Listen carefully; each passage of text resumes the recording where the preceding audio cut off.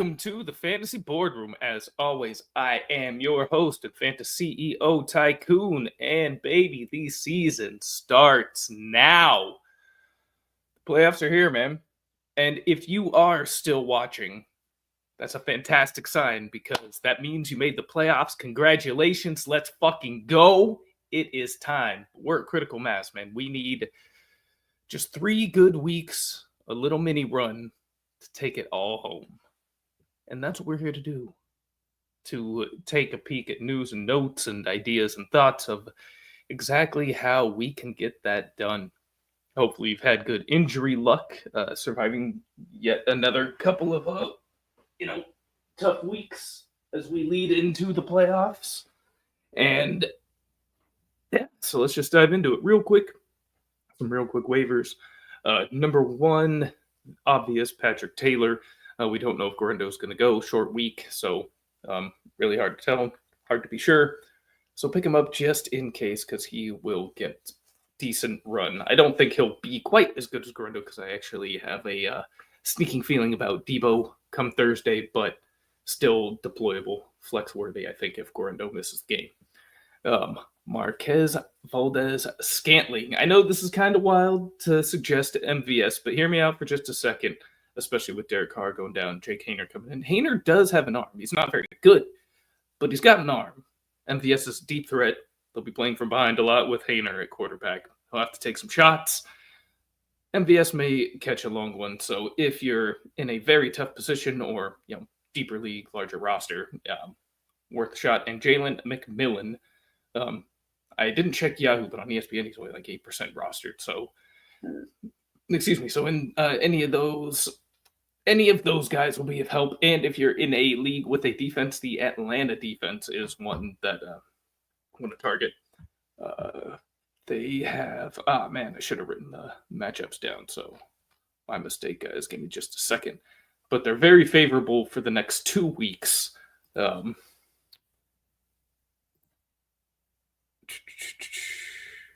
need to just be available. Atlanta. Yeah, they've got Vegas with Desmond Ridder, and then New York the following week facing either Drew Lock or Tommy Cutlets. So no matter which way you go, that's going to be a lot of turnover potential over the next 2 weeks. Go ahead and take advantage of that if you still have a defense. Sorry, my dog, man. He's absolutely wild. Get out of here, man. Stop. All right. And also, no start. First thing, just to also mention, not really going to get too much into starts and sits tonight. It's too early. I made too many calls on Tuesday of last week, and that really didn't pay off as injuries, as practice reports came out, really started to mount up. So some of the biggest stars were guys like Zach Charbonnet. We weren't thinking about quite yet on Tuesday. We had a suspicion, but nothing certain. And I can't stress enough, though, on a related note, how important it is to be paying attention to practice reports and injury news over the next few weeks. Obviously, being on top of your own players, but also potential guys that will be a great immediate waivers target if somebody else goes down and their replacement happens to be available. So just pay very, very close attention to news this year. Be locked in. I was having this discussion, Awesome Eckler, with another viewer just yesterday and ultimately landed on Atlanta, especially knowing that they have a nice outlook the following week. Now, you can really only obviously look at this week because you have to win week 15 to get to week 16, but Desmond Ridder absolutely blows, so I am more than happy to take my chances at him, especially in a big-time Monday night game, in a game they really need to win.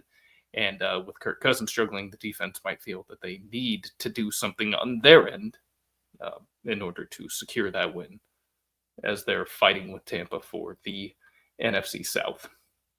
So, yeah, there's a lot of motivation on that side, too, with Atlanta. All right, so we already talked about Patrick Taylor, but yeah, if Guarendo misses, go ahead and deploy him. Already briefly alluded to this, but I've just got a funny feeling that Debo pops this week. Number 1, he always plays well against LA. And number 2, he's just being absolutely destroyed this week, written off talking about how poor he has been, and admittedly he has been, but it always feels like as soon as we say one of these guys has historically been a very good player, sucks now not doing anything, but that seems to be when they pop. And against LA in particular, I'm playing Debo where I've got him, frankly. In redraft, there's not too many of those teams because if you draft Debo, you probably struggled a lot of the way, but several teams with him that still did make it, so definitely going to be not too shy to roll him out. You need some of those ceiling plays in the playoffs too. It's a fine line between safety and risk. In that same game, Puka Nacua, obviously, this guy's the real deal. I don't have to tell you to start him, but just wanted to note, man, as long as Stafford is around, this guy will be a force. I kind of avoided him in drafts this year just because he was going so damn early, but he is justifying it again. And I still don't know what it's going to look like once Stafford goes away, but as long as we got the two of them, feel good about Puka. The Panthers have been feisty, and with the Cowboys in tow, Adam Thielen remains interesting, as in, we kind of got to start him. And with the Brooks injury, there's no path of resistance for Chuba Hubbard, so nobody's going to be taking any of his touches. Very nice matchup on deck. Really nice to have these guys rolling into your opening playoff matchup if you didn't secure a bye.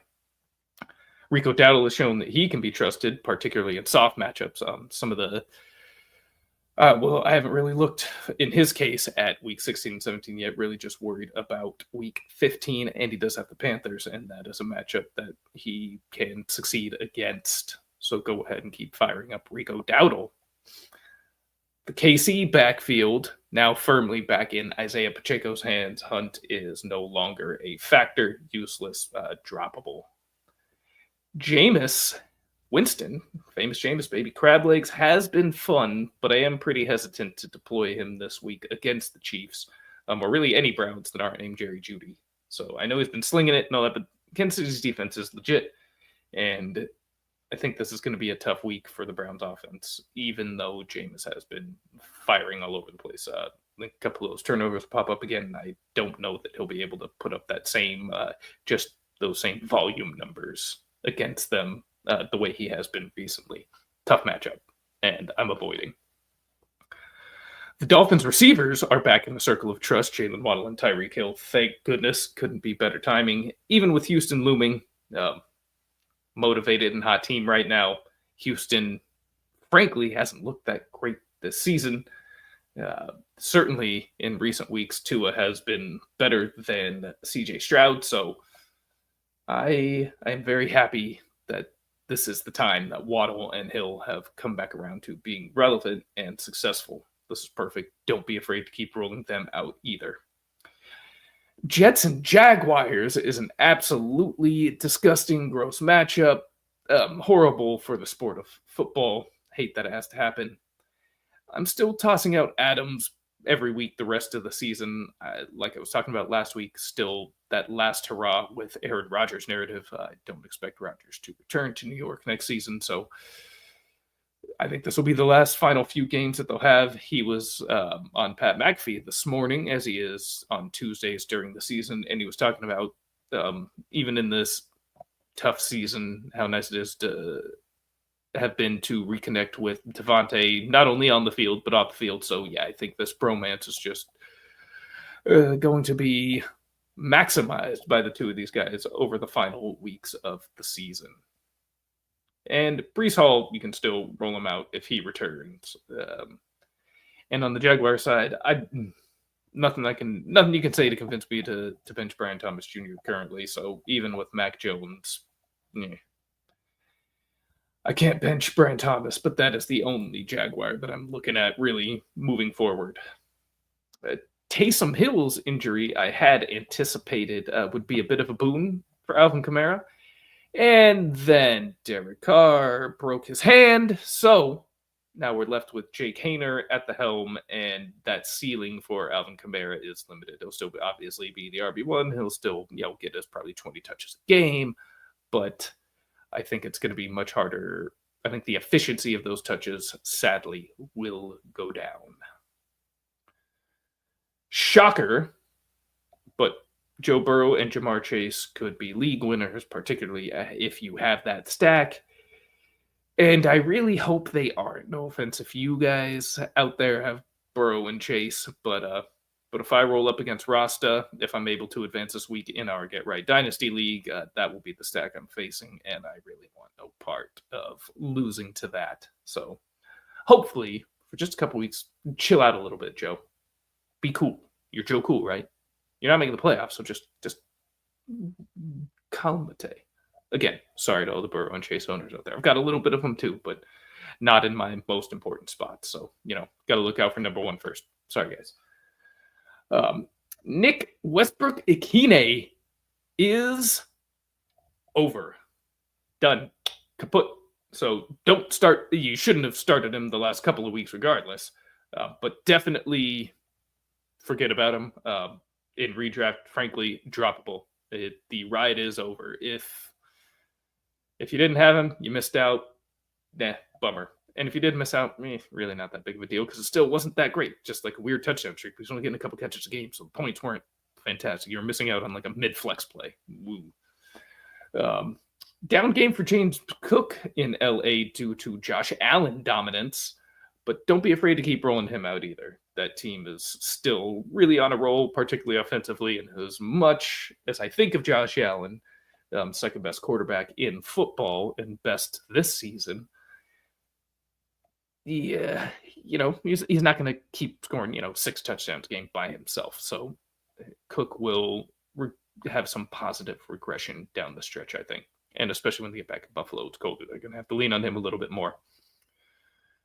Steelers and Eagles, the Battle of Pennsylvania is going to be a battle, and it's going to be a hard one to peg for fantasy purposes, in my opinion. I think this one's tough. I mean, roll out the studs, obviously. You're not benching Saquon, you're not benching Hurts, you're not benching A.J. Brown. Pickens is not going to play, actually, so I didn't have that news yet when I was finishing up the show sheet last night, but could they just try and run the hell out of Najee and Warren? Possibly. A little bit of Muth action. I'm curious to see what Arthur Smith's going to do, but I would keep expectations tempered across the board. Steelers defense is very for real. And again, not benching any of the big three in Philly, but just know this probably isn't going to be their, near their ceiling games. That's for sure. And the Chargers, speaking of injuries, man, this offense is a really tough go without Ladd McConkey and without J.K. Dobbins. And now Will Dissly is out too. This is very bad news for Herbert owners rolling into the playoffs, unfortunately. He's giving you a pretty solid season. You've been rolling him out in Superflex, obviously. But, yeah, this offense is limited a bit with those guys out. So hopefully McConkey returns. J.K. Dobbins. I'm going to give some credit to Andrew Cooper of Fantasy Alarm on this as I was coming home today, though he did note if McConkey is all out again, Stone Smart is an intriguing pickup if you're desperate at tight end or in some kind of tight end premium league. Usually you find those more in Dynasty. But yeah, if you have a spot you might need to plug in a spare piece, there's interest there, and probably DFS interest in Stone Smart if McConkey cannot go again. Obviously, keep an eye on the injury news surrounding Kenneth Walker.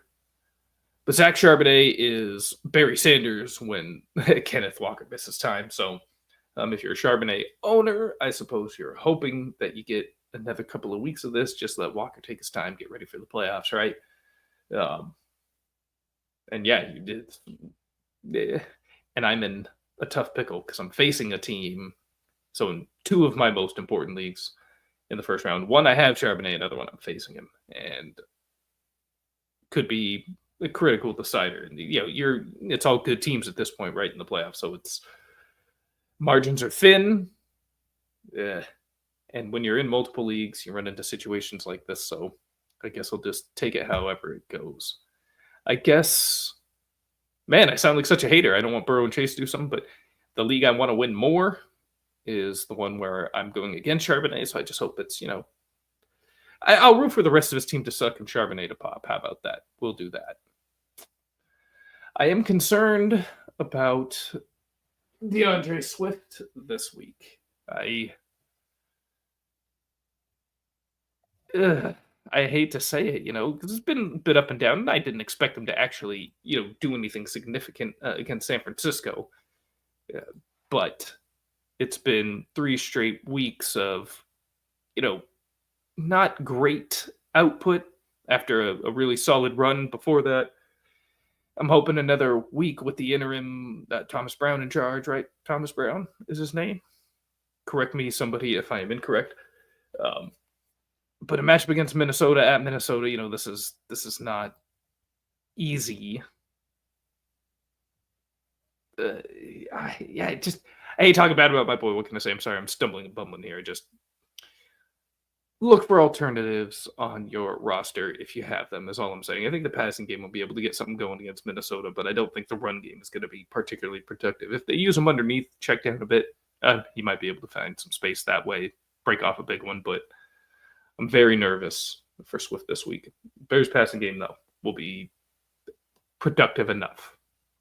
And same with the Vikings. I'm not expecting really much from Aaron Jones this upcoming week.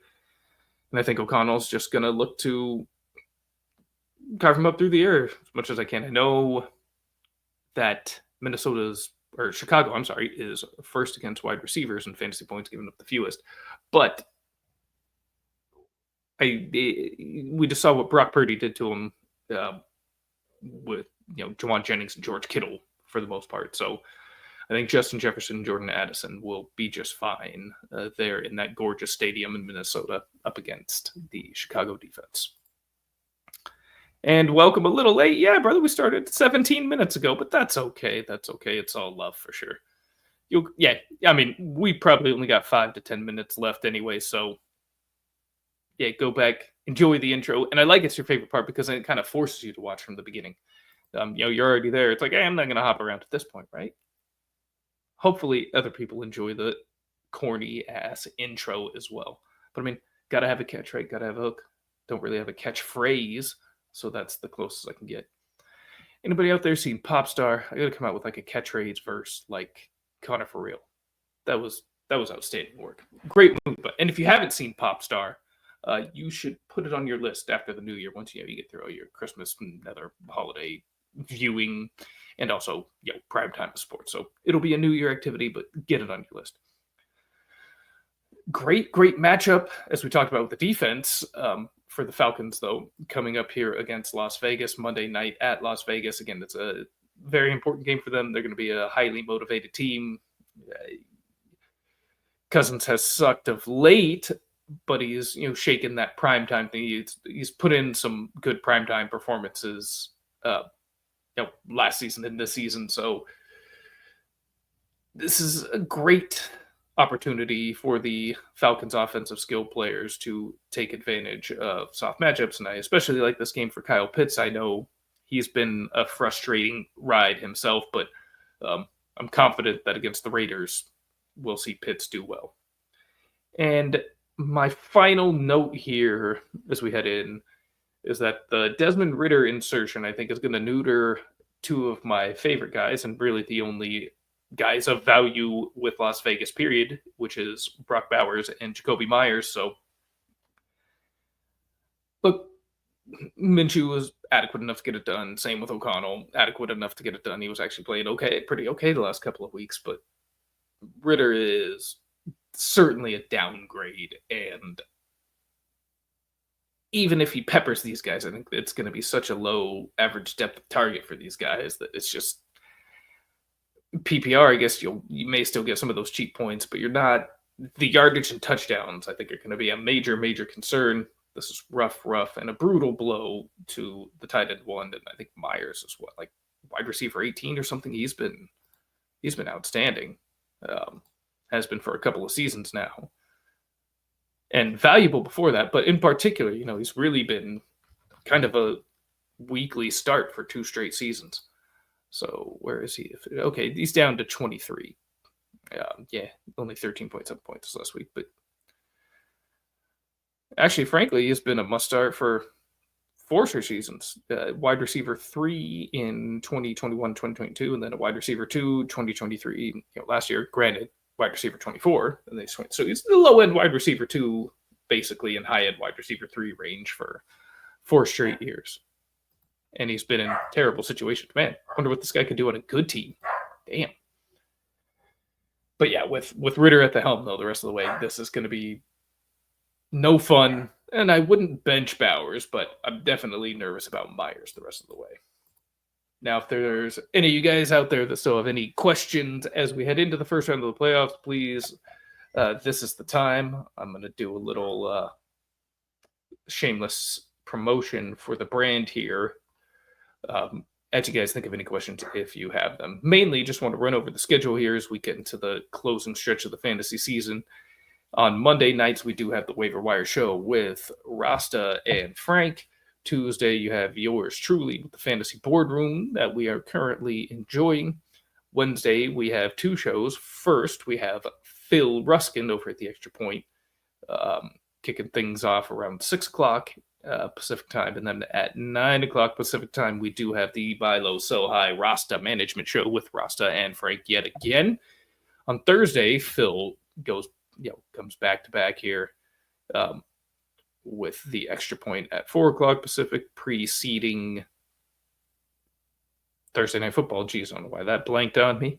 And Friday, he even triple dips now. First, before we get back to Phil, we do have Start Sit Part 1 with Kendall and from the Fantasy Football Tavern and with Classic Mike. And then they are followed up immediately by, again, Phil Ruskin and by Rasta.